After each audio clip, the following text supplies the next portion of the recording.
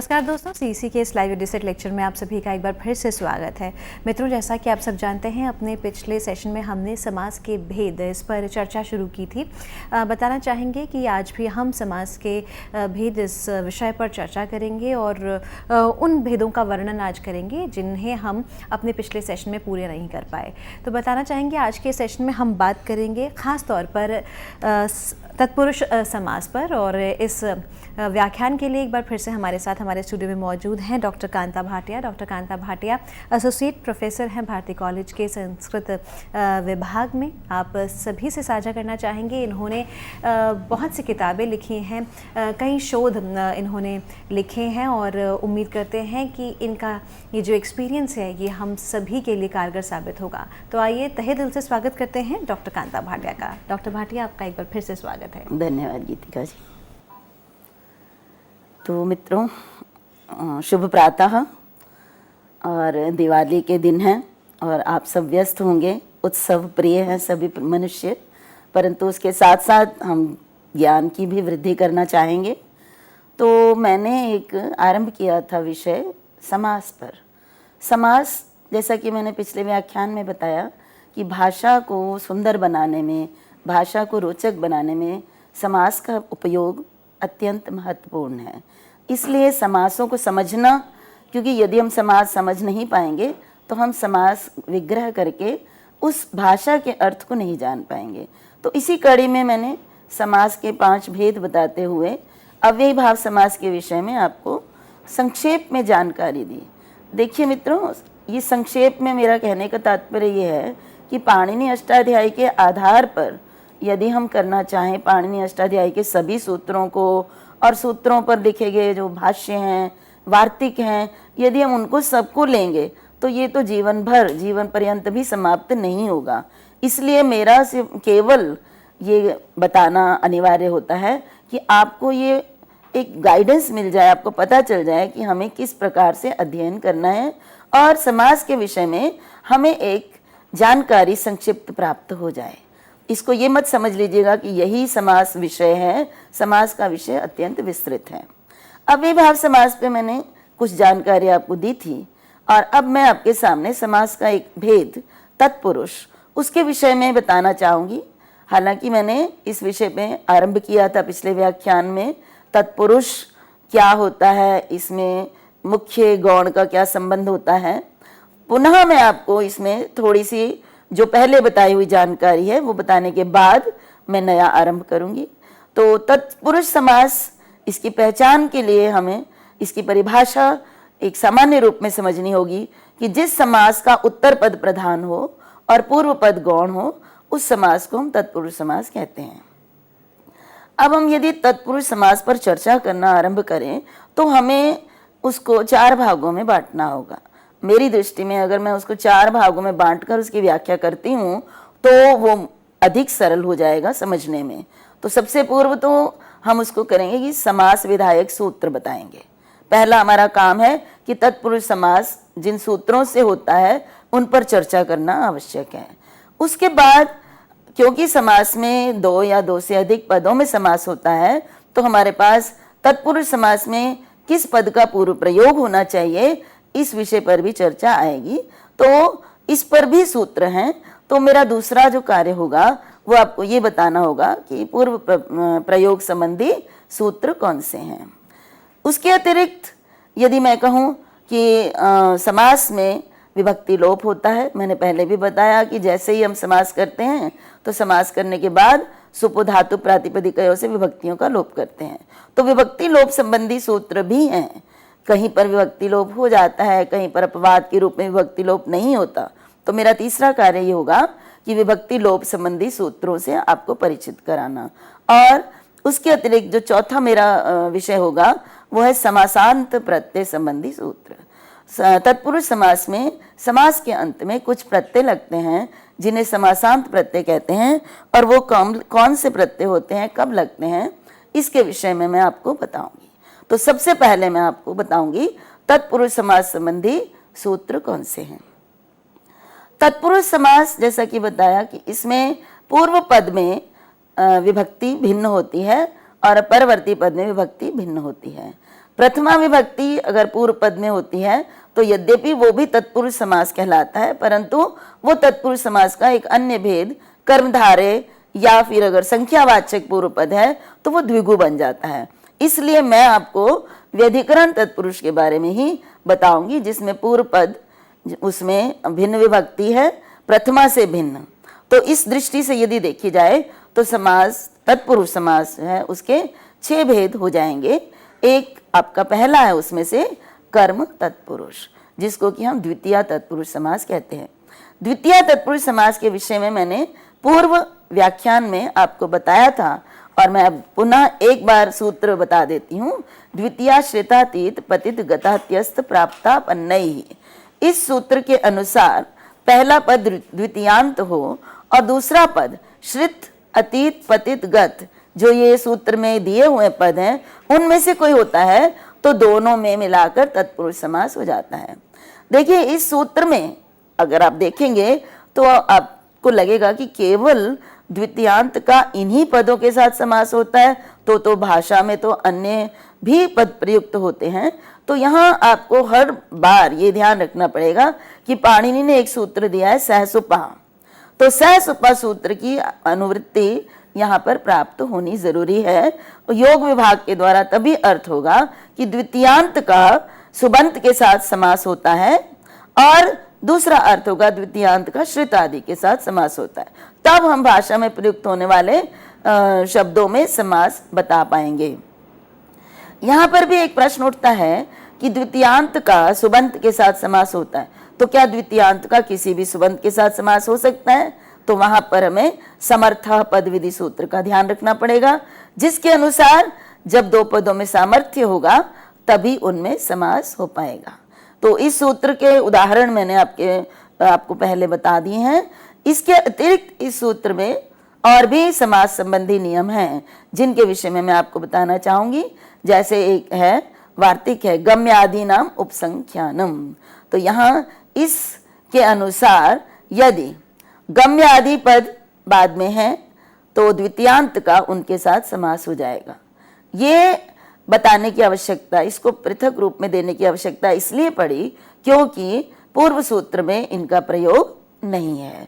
तो ग्रामम गमी ये हमारे पास विग्रह है, जिसमें अलौकिक विग्रह करें तो ग्राम अम और गमी इन दोनों का विग्रह यदि हम करते हैं तो ग्राम अम ये हमारे पास क्या है, द्वितीयांत है, और गमी सु ये प्रथमांत है। तो गम्य आदि नाम उपसंख्यानम से हम ग्राम अम और गमी सु में समास करेंगे और समास करने के बाद हमारे पास ग्राम गमी। और क्योंकि ये समास विकल्प से होता है इसलिए जब समास नहीं होता तो ग्रामम गमी रूप भी शुद्ध होता है।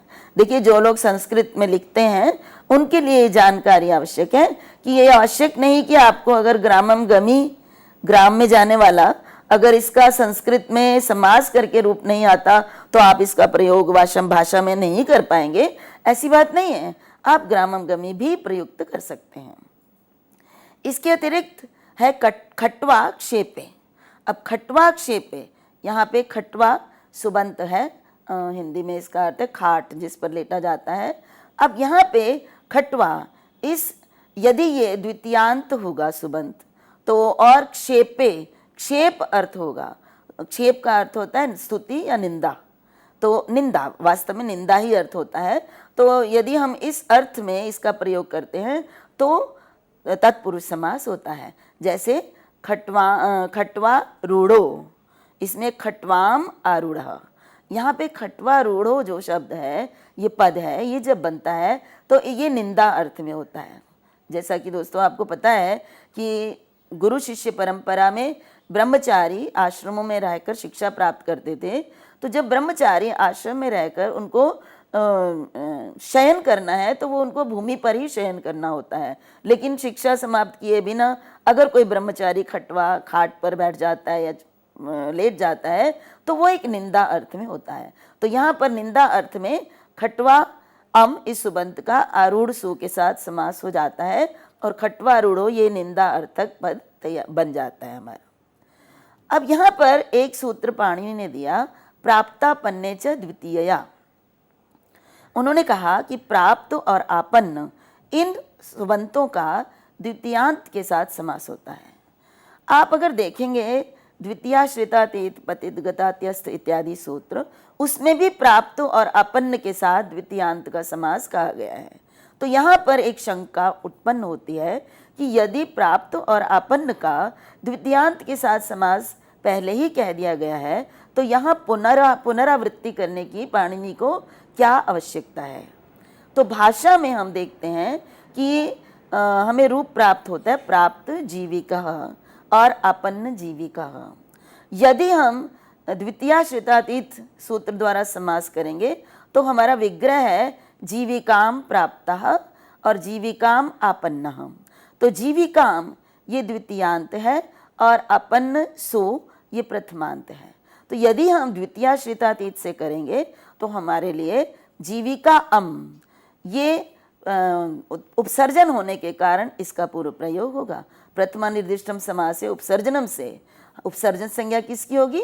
जीविका की, क्योंकि द्वितीया से द्वितीयांत जीविका का ही बोध हो रहा है।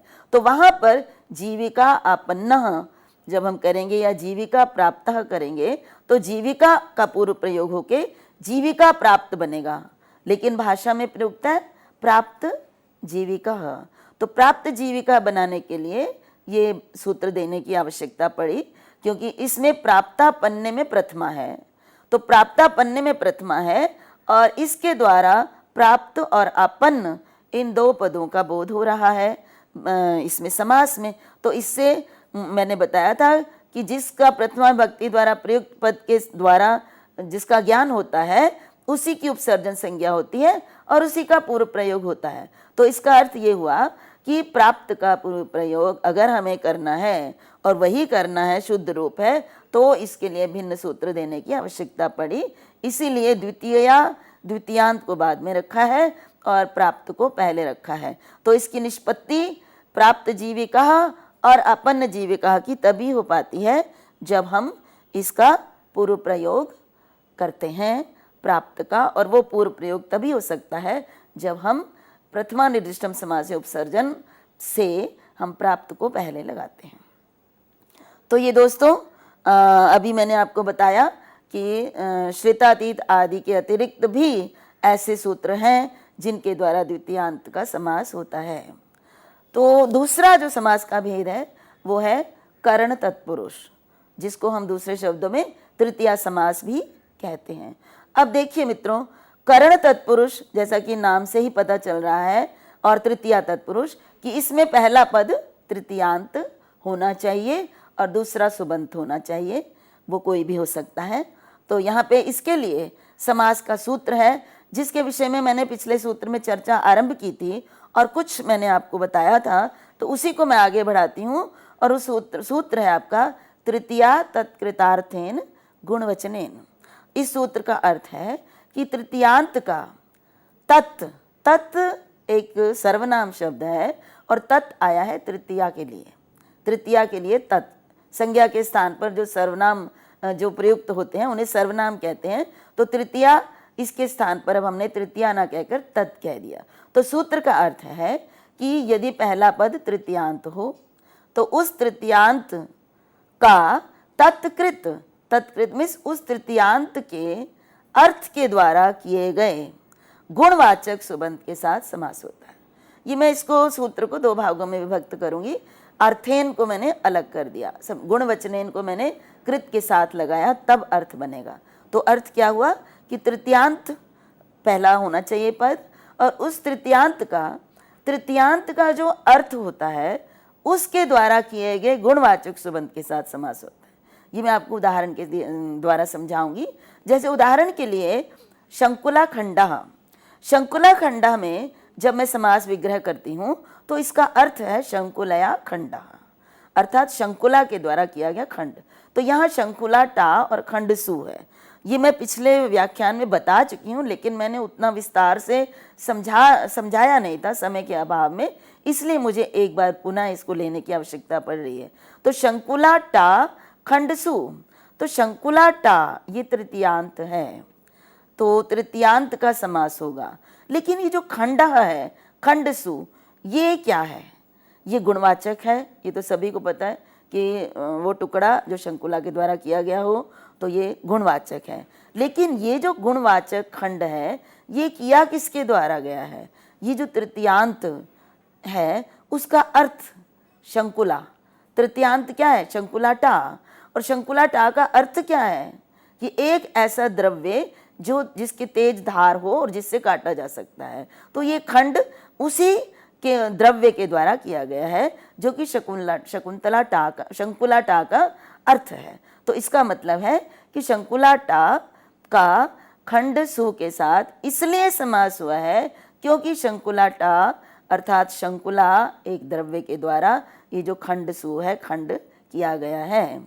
तो तत्कृत है ये खंड, इसलिए इनमें तत्पुरुष समास होकर शंकुला खंड रूप बनता है और पक्ष में समास ना करने पर शंकुला या खंड भी बनता है। अब यहाँ पे मैं आपको एक इसके ये बताना चाहूँगी कि तत्कृत का क्या प्रयोजन है। यदि तत्कृत ना होता तो कहीं पर भी समास हम कर सकते थे। तो जैसे हमने कहा कि अगर तत्कृत नहीं है, उसके द्वारा किया गया नहीं है, तो ये समास नहीं होगा। जैसे अक्षणा काणः, ये एक उदाहरण है जिसका अर्थ है आँख के द्वारा काणा। तो यहाँ पे अक्षणा ये अक्षी शब्द का तृतीय विभक्ति एक वचन का रूप है और काणः ये गुणवाचक है। तो हमारे पास जो पाणिनि ने कहा कि तृतीयांत का गुणवाचक के साथ तत्पुरुष समास हो जाता है, लेकिन अगर तत्कृत नहीं कहा होता तो यहाँ समास हो जाता। लेकिन तत्कृत का अर्थ है कि ये जो गुणवाचक है ये तृतीयांत के अर्थ के द्वारा किया होना चाहिए। तो यहाँ पे जो काणः अर्थात जो आँख में विकार हुआ है वो तृतीयांत जो है अक्षी अक्षणा उसके द्वारा नहीं किया गया, अर्थात जो काणत्व हुआ है वो आँख के द्वारा नहीं हुआ, आँख साधन नहीं बना उसके खराब होने का, वो तो आँख में विकार हुआ है। साधन तो कुछ और है, कारण तो कुछ और है, इसलिए ये जो कारणत्व है ये तत्कृत नहीं है, अर्थात तृतीयांत के द्वारा किया गया नहीं है, इसलिए यहाँ समास नहीं होगा। दूसरा सूत्र में ये भी कहा गया कि तृतीयांत का अर्थ के साथ भी समास होता है। तो वो समास का उदाहरण है धान्येन अर्थः। धान्येन अर्थः का समास करेंगे तो बनेगा धान्य और अर्थः, और धान्य अर्थः का अगर हम संधि करेंगे तो अ और अ मिलकर धान्यार्थ आ बन जाएगा, तो हमारा रूप बनेगा धान्यार्थ। इसके अतिरिक्त तृतीया तत्पुरुष का एक सूत्र है पूर्व सदृश समोनार्थ कलह निपुण मिश्र श्लक्षणैः। तो ये सूत्र कहता है कि तृतीयांत का पूर्व सदृश सम ऊनार्थ ऊन अर्थ वाले कलह निपुण मिश्र और श्लक्षण इन सुबंतों के साथ समास होता है। तो यहाँ पर हमारे पास प्रश्न उठता है कि क्या पूर्व सूत्र से इनमें समास नहीं हो सकता? जी, पूर्व सूत्र से इसलिए समास नहीं हो सकता क्योंकि पूर्व सूत्र में तो उन्हीं के साथ समास होता है जो तृतीयांत के द्वारा किए गए हों। तो यहाँ पर विशेष पद गिनाए हैं जिनके साथ तृतीयांत का समास होता है। तो इसके उदाहरण के रूप में मैंने बताया आपको बताऊंगी।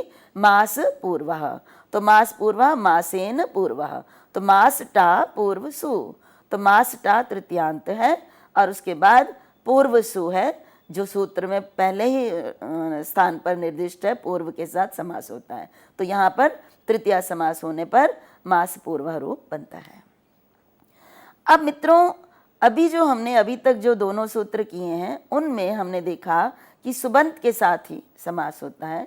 खंडः खंडसु सुबंत है, इसी प्रकार पूर्वः सदृशः ये समस्त सुबंत ही हैं, परंतु केवल सुबंतों के साथ ही समास होता है तृतीयांत का, ऐसा नहीं है। तो इसके लिए पाणिनि ने सूत्र दिया कि कृदंतों के साथ समास कहाँ होता है, तो कर्तरी करणे कृता बहुलम, ये सूत्र है जिसका अर्थ है कि कर्तरी कर्ता में और करणे करण में यदि तृतीया विभक्ति का प्रयोग हुआ है तो उसका कृदंत के साथ बहुलम बहुलता से, अर्थात कहीं होता है कहीं नहीं होता, ये विकल्प की तरह ही होता है, लेकिन जहाँ होता है वहाँ होता है, जहाँ नहीं होता वहाँ नहीं होता, तो कृदंत के साथ समास होता है। तो कृदंत मित्रों, कृदंत का अर्थ है कि कृत में समाप्त होने वाले हैं, तो धातुओं से जो प्रत्यय लगते हैं उन्हें कृत प्रत्यय कहते हैं, और धातुओं से प्रत्यय लगकर जो रूप बनता है उसको हम कृदंत कहते हैं। तो कृदंत के साथ भी कर्ता में तृतीया अगर हो और करण में तृतीया हो तो उनका समास हो जाता है। अब यहाँ पर मैं थोड़ा सा प्रकाश डालूंगी कि कर्ता में तृतीया और करण में तृतीया का क्या तात्पर्य है। देखिए, कर्ता में तृतीया विभक्ति कब लगती है? देखिए, हम लोगों ने पढ़ा हुआ है कि स्वतंत्र कर्ता, क्रिया सिद्धि में जो स्वतंत्र होता है वो कर्ता कहलाता है, और कर्ता में प्रथमा विभक्ति का प्रयोग होता है। परंतु कर्ता में तृतीया भी लगती है, ये वाच्य के संदर्भ में हमें जानकारी प्राप्त होती है। वाच्य का अर्थ है कि हम अपनी इच्छा अनुसार अपने अर्थ को वाक्य में कहने के लिए हम स्वतंत्र होते हैं। जैसे मान लीजिए मैं ये कहती हूँ कि मैं पाठशाला जाती हूँ, मैं अपनी बात को इस तरह भी कह सकती हूँ और मैं ये भी कह सकती हूँ कि मेरे द्वारा पाठशाला जाया जाता है। मैं एक्टिव रूप में और पैसिव रूप में, मैं दोनों ही रूप में अपनी बात को कह सकती हूँ। तो जब मैं अपनी बात को एक्टिव में अर्थात कर्ता को मैं प्रधान मानकर कहती हूँ तो वो कर्तृवाच्य होता है, जिसमें कर्ता की प्रधानता होती है और जो क्रिया है वो कर्ता के अनुसार चलती है। तो जब क्रिया कर्ता के अनुसार चलती है, जहाँ पर कर्ता की प्रधानता होती है, तो वहाँ पर कर्ता विवक्षित होता है, कर्ता अभिहित होता है। तो जहाँ कर्ता अभिहित होता है वहीं कर्ता में प्रथमा आती है। परंतु कुछ ऐसे वाक्य मैंने अभी आपको बताया कि हम इस तरह भी कह सकते हैं कि मेरे द्वारा विद्यालय जाया जाता है, मेरे द्वारा ये कार्य किया गया है, तो वहाँ पर हम कार्य को प्रधान बता रहे हैं और क्रिया में कार्य की प्रधानता होती है। मेरे द्वारा क्या किया जा रहा है? कार्य। तो वहाँ मेरे द्वारा जो है वो कर्म वाच्य में प्रयुक्त हुआ है, और कर्म वाच्य में प्रयुक्त होने के कारण यहाँ पर इसमें कर्ता में प्रथमा न होकर तृतीया विभक्ति होती है। तो कर्म वाच्य में कर्ता में तृतीया विभक्ति होती है। ये मैंने बड़े संक्षेप में आपको वाच्य के विषय में बताया है। तो सूत्र का अर्थ है जब कर्ता में तृतीया हो, अर्थात कर्म वाच्य में कर्ता में तृतीया विभक्ति का प्रयोग होता है। तो सूत्र का अर्थ हुआ कि कर्म वाच्य में जब कर्ता में तृतीया होती है तो उसका कृदंत के साथ तत्पुरुष समास हो जाता है। ये सूत्र का एक भाग है। और इसके उदाहरण के रूप में जैसे हरिणा त्रातः, यहाँ पे हरिणा, हरि तृतीया और टा विभक्ति लगती है तो ये हरिणा तृतीयांत है, और त्रातः डरा हुआ, तो ये त प्रत्ययांत है। तो यहाँ पे त प्रत्यय जो है वो कृत प्रत्यय है, धातु से लगने वाले प्रत्यय कृत प्रत्यय कहलाते हैं। तो त्रातः ये कृदंत है। तो यहाँ पर हरिणा करता है कैसे? जैसे मैं मान लीजिए मैंने कहा यहाँ पे है कि हरि के द्वारा त्राता मीन्स डरा हुआ, ठीक है। तो मैं ये भी कह सकती हूँ कि हरि डराता है या हरि ने डराया, ये भी बात है, और हरि के द्वारा डरा, तो दोनों ही रूप हम प्रयुक्त कर सकते हैं। तो यहाँ पर हमने इसको उसमें कर्मवाच्य में प्रयुक्त किया है कि हरि के द्वारा डरा।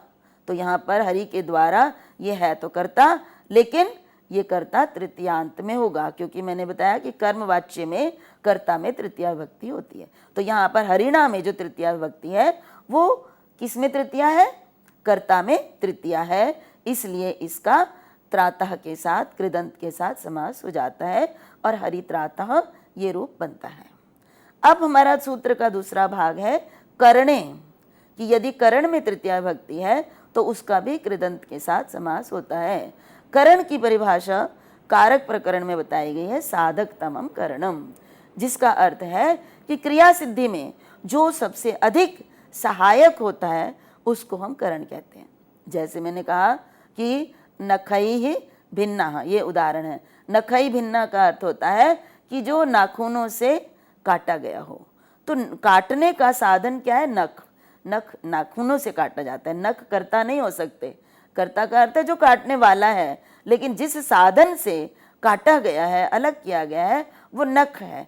तो यहाँ पे नख क्या है? ये करण है। तो नखैः, नख से तृतीया विभक्ति बहुवचन में भिस ये प्रत्यय लगता है और ये तृतीयांत है और ये करण में तृतीया है। और भिन्न ये भिद धातु से त प्रत्यय लग के बना है, और मैंने अभी बताया कि त प्रत्यय कृदंत है, तो कृदंत के साथ समास होकर हमारे पास नख भिन्ना रूप बनता है। तो जब हमने नख भिन्ना रूप बनाया तो इसी प्रकार से नख निर्भिन्ना भी बन सकता है, क्योंकि नख के साथ अगर निर लगाते हैं तो भी रूप जो है वो बन सकता है, उसमें भी हम इसी प्रकार से सिद्धि कर सकते हैं। अब यहाँ पर मैं आपके सामने एक बात बताना चाहूँगी कि सूत्र में कहा गया है कृदंत के साथ समास होता है, तो कृत क्या होते हैं? कृत अभी मैंने जैसे बताया कि प्रत्यय होते हैं जो कि धातुओं से लगकर और शब्द बनाते हैं और फिर उसके बाद शब्द रूप हम चलाते हैं। तो यहाँ पर कृत प्रत्यय के अंतर्गत कृत प्रत्यय का एक भेद भी है, वो है कृत्य प्रत्यय। तो कृत्य प्रत्यय कौन से होते हैं? कृत प्रत्यय के अंतर्गत कृत्य प्रत्यय कौन से होते हैं? तो उनकी परिभाषा है तयोरेव कृत्यक त खलर्थाः। कृत्य प्रत्यय वो होते हैं जो तयोरेव, तयोरेव का अर्थ है कि केवल कर्मवाच्य और भाववाच्य में प्रयुक्त होते हैं।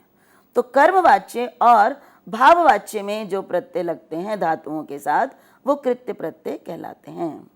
तो यहाँ पर पाणिनि ने एक सूत्र दिया कृत्य प्रत्ययों के संबंध में।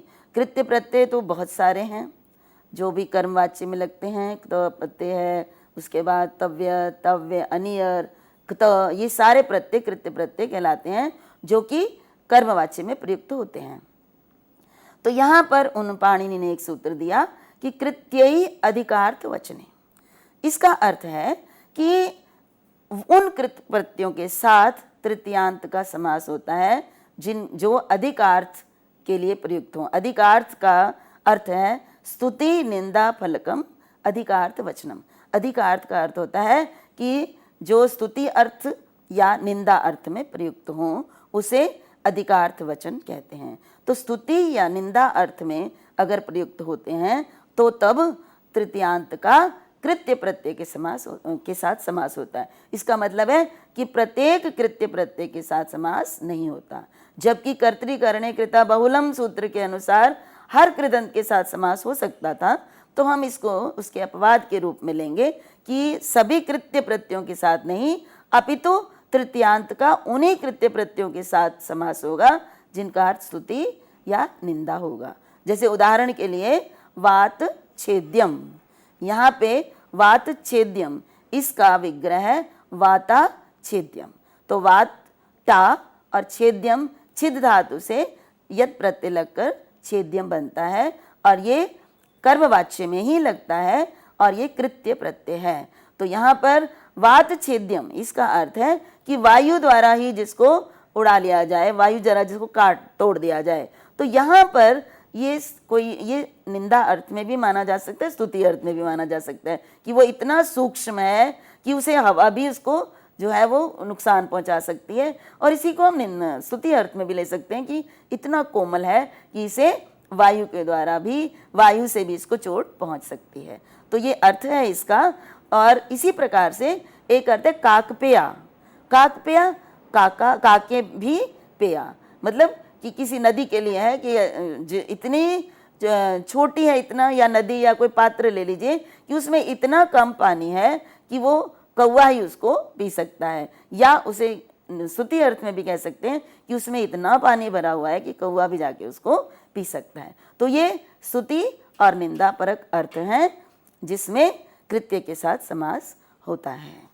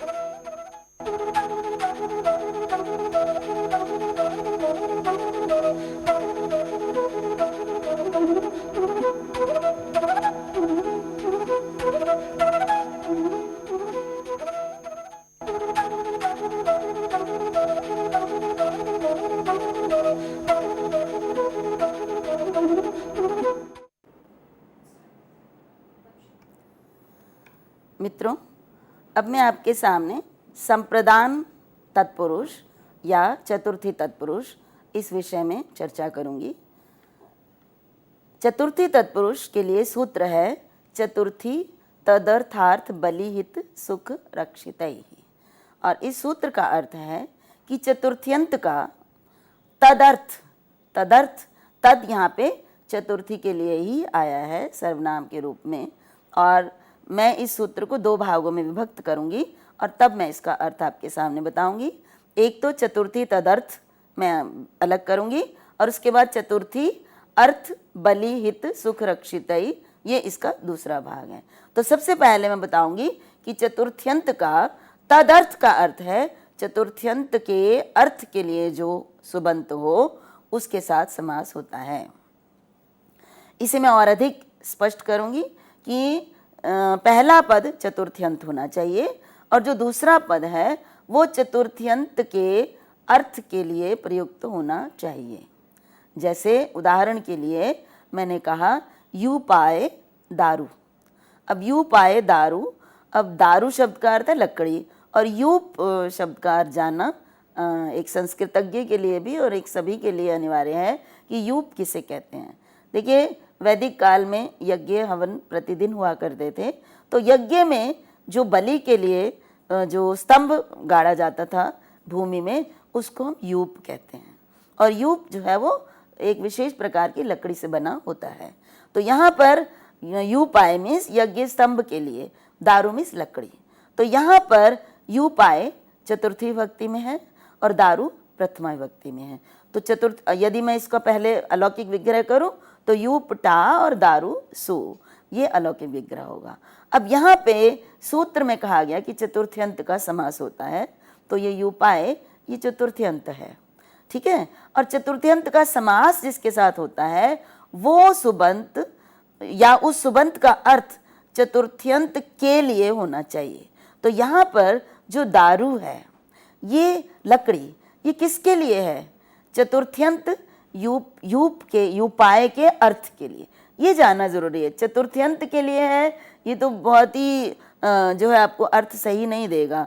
यूपाए मतलब यूप शब्द के लिए दारू का प्रयोग, लकड़ी का प्रयोग नहीं होता, अपितु यूपाए का जो अर्थ है वो यज्ञ स्तंभ, जो यज्ञ स्तंभ एक द्रव्य है उसको बनाने में दारू काम आती है।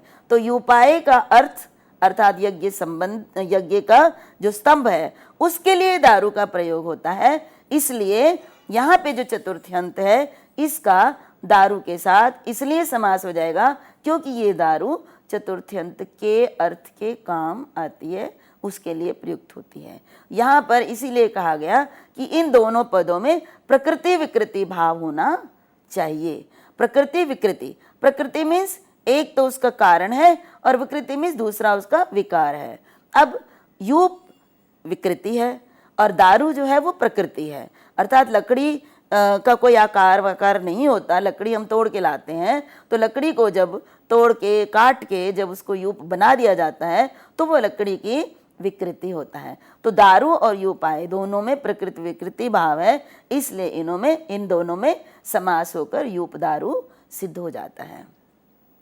इसका मैं प्रत्युदाहरण भी आपको बताना चाहूंगी कि न रंधनाय स्थाली। तो यहाँ पे रंधनाय और स्थाली, यहाँ ये शंका हो सकती है कि ये रंधनाय और स्थाली में समास क्यों नहीं हुआ, जबकि रंधनाय चतुर्थ्यंत है और स्थाली सुबंत है। तो यहाँ पर देखिए मित्रों कि जो स्थाली है वो रंधन और स्थाली में, यद्यपि स्थाली पकाने के लिए तो है, स्थाली का अर्थ होता है पतीली, लेकिन इन दोनों में प्रकृति विकृति भाव नहीं है। अर्थात स्थाली जो है परिवर्तित होकर पकती नहीं है। रंधन पकना जो है वो स्थाली एक जो है बर्तन है जिसके अंदर होता है, लेकिन बर्तन विकृत होकर जो है रंधन हो जाता है, ऐसा नहीं है। तो इसमें प्रकृति विकृति भाव नहीं है, अर्थात स्थाली प्रकृति नहीं है, रंधन उसकी विकृति नहीं है, इसलिए इन दोनों में समास नहीं हो सकता। इसी प्रकार से जो इसका दूसरा भाग है सूत्र का कि चतुर्थ्यंत का अर्थ के साथ समास हो जाएगा, इस अर्थ सुबंध के साथ, बलि के साथ, हित के साथ, सुख के साथ और रक्षित के साथ। अर्थात यदि पहला पद चतुर्थी हो और बाद में इनमें से कोई भी सुबंत हो तो उनमें भी समास हो जाएगा। देखिए यहाँ पे वो प्रकृति विकृति भाव या तदर्थ जो है उसकी आवश्यकता नहीं होगी। सामान्य रूप से चतुर्थी अंत हो और उसके परे अर्थ हो या बलि हो तो इनका समास हो जाएगा। तो अर्थ के साथ समास करने में एक वार्तिक जो है वो जानना जरूरी है, तभी हम समास कर पाएंगे। यहाँ पे अर्थेन नित्य समासो विशेष्य लिंगता च इति वक्तव्यम। देखिए जब हम समास करते हैं तो हम लोग समास करने के बाद मैं बताती हूँ कि विकल्प से समास होता है। अगर नहीं भी बताती तो जो लिखा आता है हमारे पास यूपाय दारू यूप दारू, इस प्रकार दो दो रूप जहाँ बने आते हैं, इनका तात्पर्य ही होता है कि हम समास करते भी हैं और समास नहीं करें तो नहीं भी कर सकते। तो यहाँ पर ये वार्तिक ये कहता है कि अर्थ के साथ यदि चतुर्थी अंत का समास होता है तो वो नित्य समास होगा। नित्य समास का अर्थ होता है कि वे समास समस्त पद जिनका विग्रह या तो हो ही नहीं सकता या यदि होता है तो उसके अपने पद जिनमें वो समास हुआ है वो उसमें विग्रह में नहीं आते हैं। ठीक है, अविग्रहो अस्वपद विग्रहो, उसको कहते हैं नित्य समास। तो यहाँ पर अर्थ के साथ नित्य समास होता है, अर्थात वाक्य में हम जब प्रयोग करते हैं तो उसको हम विग्रह के साथ प्रयोग नहीं कर सकते, समस्त पद का ही प्रयोग करते हैं। दूसरी बात इसमें कहा कि जो लिंग है उसके बारे में भी कहा कि इस समास में जो लिंग है वो विशेष्य के अनुसार होता है।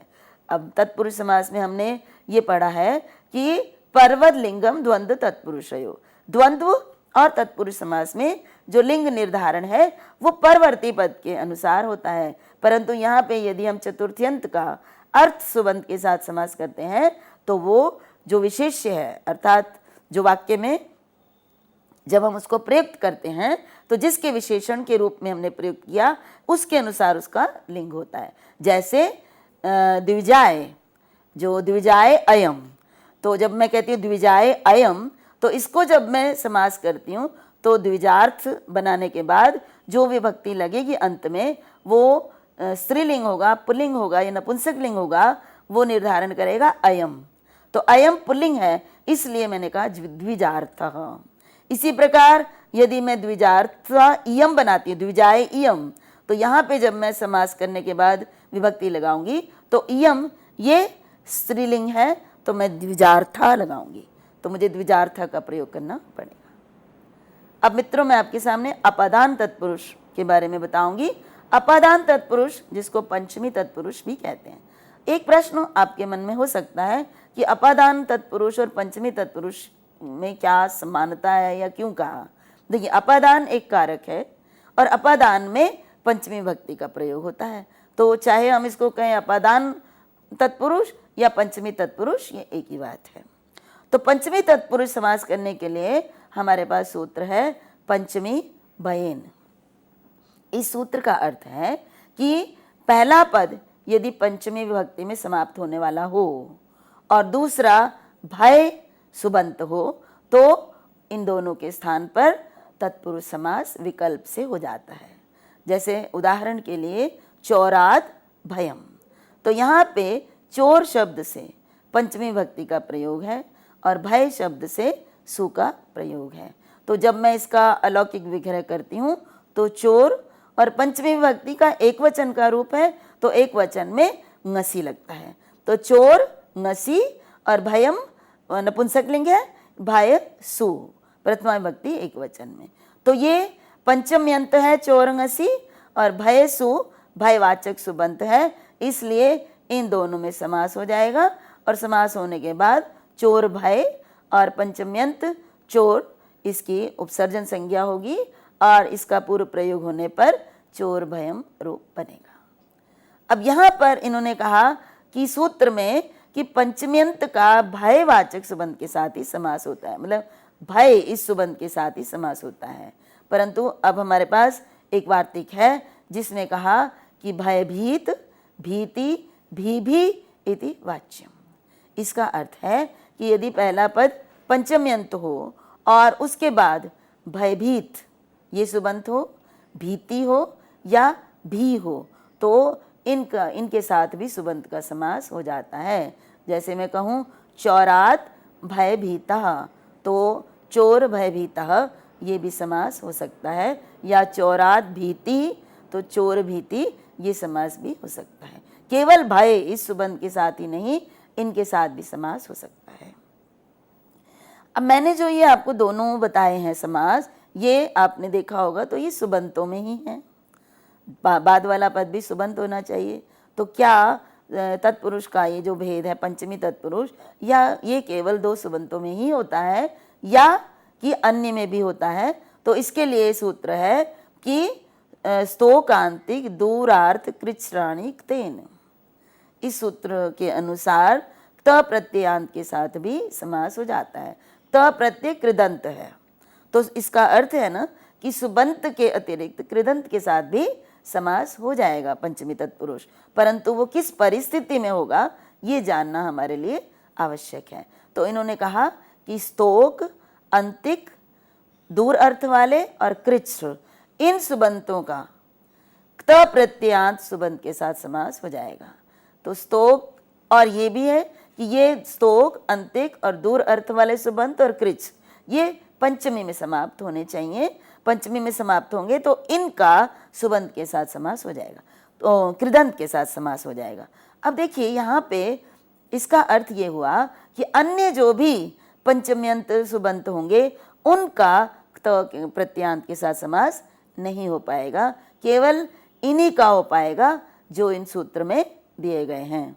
तो इसका मैं उदाहरण आपको बताती हूँ कि स्तोकात आगतः, इसका उदाहरण है स्तोकात आगतः। यहाँ पे पहला पद है स्तोकात और आगतः दूसरा पद है। स्तोकात, स्तोक इस शब्द से पंचमी विभक्ति लगकर बनता है, और आगतः औपसर्ग पूर्वक गम धातु से त प्रत्यय लगकर बनता है।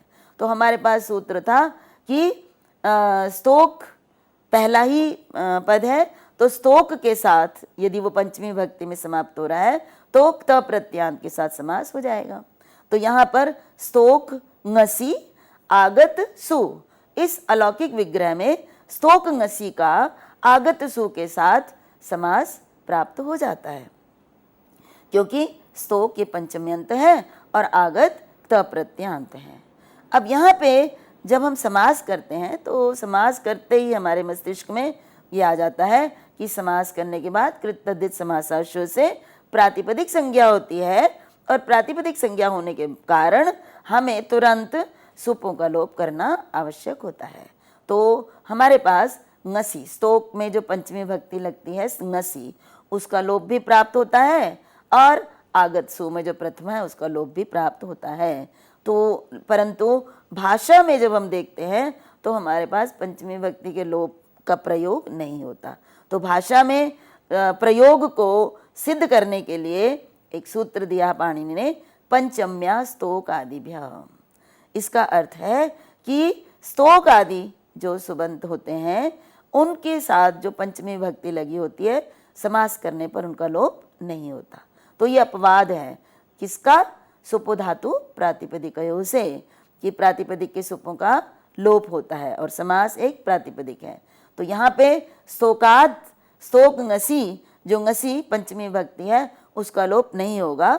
अगर नहीं होगा तो स्तोकाद रूप ही रहेगा, और आगतः, इन दोनों में समास करने के बाद जो समस्त पद बनता है स्तोकाद आगतः, द हलंत होने के कारण उसमें आ जोड़ेंगे तो स्तोकाद आगतः हमारा रूप बनेगा। इसी प्रकार से अंतिक, अंतिकात आगतः में भी अंतिक और आगत में समास होकर और विभक्ति का लोप ना करके अंतिकात आगतः हमारे पास रूप सिद्ध होता है।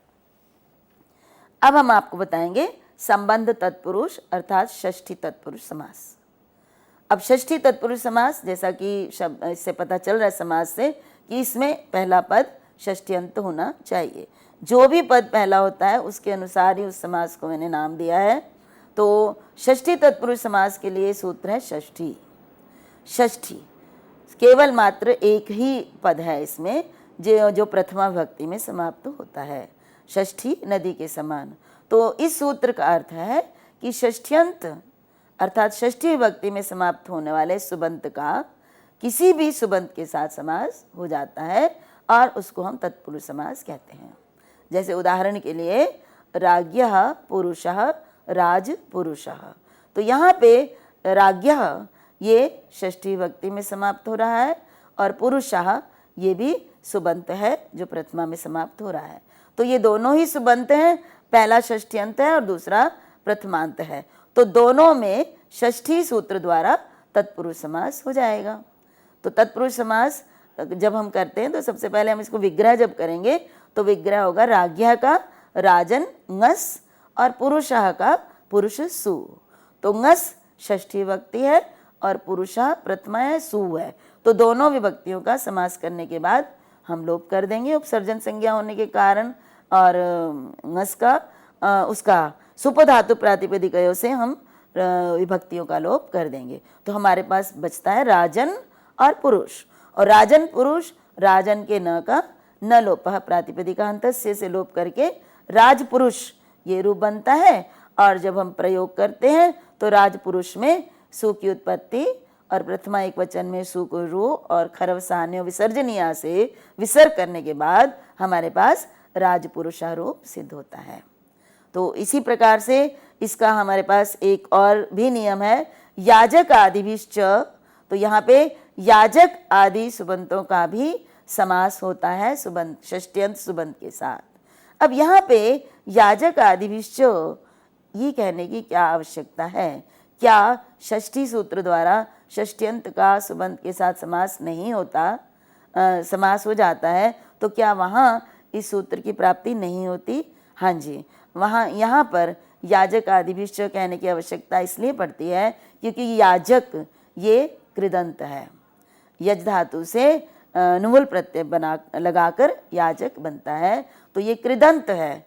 तो कृदंत के साथ समास पूर्व सूत्र से नहीं होता, इसलिए उन्होंने कहा कि याजक आदि के साथ भी षष्ठ्यंत का जो है समास हो जाता है, जिससे कि ब्राह्मण याजकः, ब्राह्मणानां याजकः, देव पूजकः, देवानां पूजकः ये रूप सिद्ध होता है। अब कुछ ऐसे सूत्र हैं जहाँ पे ये षष्ठी सूत्र द्वारा समास नहीं हो सकता। देखिए मित्रों, जितना हमें ये जानना आवश्यक है कि समास कैसे होता है उन भाषा में प्रयुक्त शब्दों का, उतना ही हमें भाषा में प्रयुक्त शब्दों को ये भी देखना पड़ेगा कि कहाँ ये समास नहीं होता और नहीं हुआ तो क्यों नहीं हुआ। तो उसके लिए पाणिनि ने जो विशेष सूत्र दिए हैं उनका ज्ञान हमें बहुत अधिक रखना पड़ेगा। तो उनमें से पहला है न निर्धारणे। अब इस सूत्र का अर्थ है कि निर्धारण अर्थ में जो षष्ठी विभक्ति कही गई है कारक प्रकरण में, यतश्च निर्धारण से जो हमें षष्ठी विभक्ति का प्रयोग बताया गया है, उस षष्ठी विभक्ति वाले सुबंत के साथ सुबंत का समास नहीं होगा। जैसे उदाहरण के लिए मैंने कहा नृणाम, नृणाम द्विजः श्रेष्ठः। तो यहाँ पे इसका अर्थ है कि मनुष्यों में जो द्विज है, ब्राह्मण है, वो श्रेष्ठ हैं। तो यहाँ पे हमने सभी द्विजों में, मनुष्यों में, नृणाम मनुष्यों में द्विज को श्रेष्ठ बना दिया। तो हमने एक निर्धारण किया कि जितने भी मनुष्य हैं उनमें से द्विज की श्रेष्ठता हमने सिद्ध करी। तो यहाँ पे यतश्च निर्धारणे से नृणाम में षष्ठी विभक्ति का प्रयोग होता है। तो यहाँ पे अगर निर्धारण अर्थ में षष्ठी विभक्ति प्रयुक्त की गई है तो इसका हमें सुबंत द्विज सु के साथ समास नहीं करना है। देखिए, यदि हमें ये जानकारी नहीं होती है तो हम नृद्विजा ये रूप बना देंगे जो कि अभीष्ट नहीं है, ये हमारा अशुद्ध रूप है। नृद्विजा कभी नहीं होगा। हम षष्ठी सूत्र का प्रयोग यहाँ नहीं कर सकते क्योंकि यहाँ नृणाम में जो षष्ठी है वो निर्धारण अर्थ में षष्ठी है। दूसरा, अब हमारे पास एक और वार्तिक है जिसके अनुसार प्रतिपद विधाना षष्ठी न समस्यते।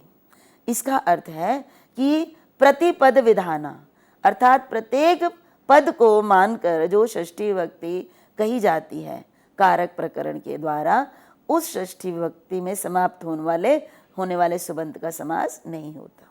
तो यहाँ पर इसके उदाहरण के रूप में मैं बताऊंगी। जैसे उदाहरण है सर्पिशो ज्ञानम, तो सर्पी का ज्ञान। तो यहाँ पर जो षष्ठी विभक्ति का प्रयोग है ज्ञो अविदर्थस्य करणे। तो तो ये जो सर्पिशो में षष्ठी विभक्ति है वो करण अर्थ में हुई है, और यह है, इसमें ज्ञान अर्थ वाली या धातु नहीं है, इसलिए यहाँ पे षष्ठी विभक्ति कही गई है। तो ये षष्ठी विभक्ति प्रतिपद विधाना है, ये षष्ठी शेषे द्वारा नहीं कही गई है। दूसरे शब्दों में हम ये कह सकते हैं कि षष्ठी शेषे सूत्र द्वारा जो षष्ठी का विधान किया जाता है उसको छोड़कर अन्य जो भी षष्ठी विभक्ति कही गई है, जैसे निर्धारण अर्थ में हो गया, प्रतिपद विधाना हो गया, तो वहां पर अगर षष्ठ्यंत का सुबंध के साथ समास करना हो तो वो समास हम नहीं करेंगे। ये बात हमें बहुत अधिक ध्यान रखने योग्य है। इसी प्रकार से एक और वार्तिक है हमारे पास, पूर्ण गुण सुहितार्थ सद अव्यय समानाधिकरणेन। तो यहाँ पर पूर्णार्थक, गुणवाचक, सुहितार्थक, सद, अव्यय और समानाधिकरण, इनके साथ हमें समास नहीं करना है। जैसे सताम षष्ठा, अर्थात यदि पहला पद षष्ठ्यंत है और परवर्ती पद इन सुबंतों में से कोई है तो पूर्णार्थक है पहला ही और गुणवाचक है, तो इनके साथ समास हम नहीं करेंगे, भले ही वो षष्ठी सूत्र द्वारा प्राप्त क्यों ना हो रहा हो।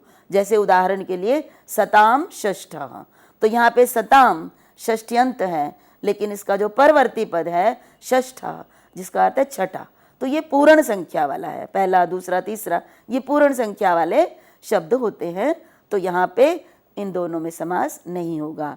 इसी प्रकार से काकस्य कार्षण्यम, कौवे की कालिमा, अर्थात कौवा काला होता है, तो ये गुणवाचक है कार्षण्यम, तो इसका भी काकस्य के साथ समास नहीं होगा। इसी प्रकार से समास न करने के लिए एक और नियम है, तेन च पूजायाम, अर्थात यदि क्त प्रत्यय का प्रयोग है और पूजा अर्थ में है, परवर्ती पद के लिए है ये सब, पहला पद तो षष्ठ्यंत है और दूसरा पद त प्रत्ययांत है, तो उसका पूजा अर्थ अगर है, पूजा अर्थ का अर्थ होता है कि किसी की प्रशंसा करना, प्रशंसा अर्थ या स्तुति अर्थ, तो उसमें अगर त प्रत्यय का प्रयोग किया गया है, त प्रत्यांत का अर्थ वही है, तो वहाँ पे समास नहीं होगा। जैसे कि उन्होंने कहा राज्ञाम मतो पूजितो वा, तो यहाँ पे क्या है कि राज्ञाम मतो मतलब राजाओं के द्वारा सम्मानित, राजाओं के द्वारा पूजित, तो यहाँ पे राज्ञाम षष्ठ्यंत है, षष्ठी भक्ति बहुवचन का रूप है, और मतो मन धातु से त प्रत्यय लगकर बना है, तो ये त प्रत्यय जो है वो पूजा अर्थ में है, इसलिए यहाँ पर ये समास नहीं होगा।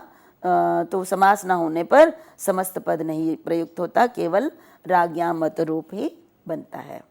इसी प्रकार से हमारे पास एक सूत्र है कर्मणि च, तो यहाँ पर देखिए कर्मणि च को समझने के लिए हमें ये सूत्र समझना पड़ेगा कि उभय प्राप्तौ कर्मणि, ये कारक प्रकरण का रूप है, और इसका अर्थ है पहले, इससे पहले सूत्र है कर्तृकर्मणो कृति, अर्थात यदि कृदंत परे हो तो कर्ता और कर्म इन दोनों में षष्ठी विभक्ति होती है। तो और यहाँ पर इस सूत्र के अनुसार जब उभय प्राप्त हो, जब दोनों ही प्राप्त हो कर्ता और कर्म एक वाक्य में, तो दोनों में से किस में षष्ठी होती है? कर्मणि षष्ठी। ये तो हमारा कारक प्रकरण का है। तो यहाँ इसमें बताया गया सूत्र में कर्मणि च, अर्थात यदि कर्म में षष्ठी विभक्ति का प्रयोग होता है तो वहाँ पर भी हम उसके साथ सुबंत का समास नहीं करेंगे। जैसे उदाहरण के लिए आश्चर्यो गवाम दोहो अगोपेन, तो यहाँ पर गवाम दोहो, तो यहाँ पे गवाम ये षष्ठ्यंत है और दोहो दो धातु से क्त प्रत्यय लगकर यहाँ पे कृत प्रत्यय लगकर यहाँ दोह बना है, दो धातु से कहीं प्रत्यय लग के। तो यहाँ पर जो दोह है वो क्या है? कृत प्रत्यय है, कृत प्रत्ययांत है, इसलिए गवाम षष्ठ्यंत होने पर भी, क्योंकि इसमें षष्ठी दोहों के कारण हुई है, इसलिए यहाँ पर समास नहीं होगा। तो इसके बाद जो है कुछ ऐसे भी रूप हैं जहाँ पर कुछ शब्द पहले होने पर समास होता है, विशेष शब्द, तो उसके लिए सूत्र है पूर्वापर आधरोत्तरम एकदेशिना एकाधिकरणे। तो यहाँ पर इस सूत्र का अर्थ है कि यदि पूर्व हो, पूर्व एक सुबंत हो, अपर हो, उत्तर हो, अधर हो, तो और इसके बाद जो दूसरा पद है वो एक देशिना। एक देशिना का अर्थ होता है कि एक ही जो है अर्थ में प्रयुक्त हुआ हो, और एक देशिना का अर्थ होता है अवयवीवाचक। तो जब हम इस सूत्र का अर्थ करते हैं तो इसका अर्थ होगा कि अवयवीवाचक सुबंत का पूर्व आदि सुबंतों के साथ समास होता है। और दूसरा उसमें कहा एकाधिकरणे, और एकाधिकरणे का अर्थ होता है कि वो समास एक ही अर्थ में होना चाहिए, अर्थात एक वचन में होना चाहिए, जिसके उदाहरण के रूप में है पूर्वम कायस्य। और पूर्वम जो है वो पूर्व अम, और कायस्य काय ngस। तो यहाँ पे षष्ठ्यंत है कायस्य, और पूर्व ये सुबंत है, और कायस्य अवयवीवाचक है, और पूर्व जो है वो उसका अवयव है। तो जहाँ पर अवयवीवाचक सुबंत हो और दूसरा अवयव हो, और वो जो अवयवीवाचक है वो एक वचन में हो, एक हो, तो वहाँ पर हम समास करते हैं पूर्वादि का षष्ठ्यंत के साथ। तो यहाँ पे एक और ध्यान देने योग्य है कि पूर्वादि का समास होता है तो पूर्वादि प्रथमांत हैं, पूर्वादि का पूर्व प्रयोग होता है, और इसलिए जब हम रूप बनाते हैं तो षष्ठ्यंत को पहले नहीं लगाते, पूर्व को पहले लगाते हैं, और हमारे पास बनता है पूर्व कायः, और इसी प्रकार से अपर कायः भी बनता है। लेकिन सूत्र में कहा कि एक देशिना, एक देशिना का अर्थ है कि दूसरा पद अवयवीवाचक होना चाहिए। इसलिए जब मैं कहती हूँ पूर्वम नाभे, तो यहाँ पे समास नहीं होगा, क्योंकि नाभि जो है वो अवयवीवाचक नहीं, नाभि भी अपने आप में शरीर का एक अवयव है, इसलिए पूर्व का नाभे के साथ समास नहीं होगा। इसी प्रकार से एकाधिकरणे कहने पर अगर एक वचन नहीं है तब भी नहीं होगा, जैसे पूर्व छात्राणाम, यहाँ छात्राणाम ये एक वचन नहीं है, इसलिए पूर्व का समास नहीं होगा। तो आज के लिए दोस्तों इतना ही, और इसके साथ हम धन्यवाद देना चाहेंगे डॉक्टर कांता भाटिया को। उम्मीद करते हैं मित्रों कि जो भी सामग्री हम आप तक उपलब्ध करवा रहे हैं, ये सामग्री आपके लिए ज़रूर कारगर साबित हो रही होगी, और हम यही चाहते हैं कि आपके कोई भी सुझाव हो, प्रश्न हो, प्रतिक्रियाएं हो, या फिर आप किसी विषय पर अगर चाहते हैं कि आपके लिए हम व्याख्यान आयोजित करें तो आप हमें लिख भेज सकते हैं। हमारी मेल आईडी है info.cc@nic.in। आपकी प्रतिक्रियाएं लेक्चर के संबंध में हम सभी के लिए बहुत ज़रूरी हैं, तो कृपया कर इन लेक्चर्स को देखते रहें और निरंतर हमें लिखते रहें। तो एक बार फिर से डॉक्टर कांता भाटिया आपका बहुत बहुत धन्यवाद। धन्यवाद गीता।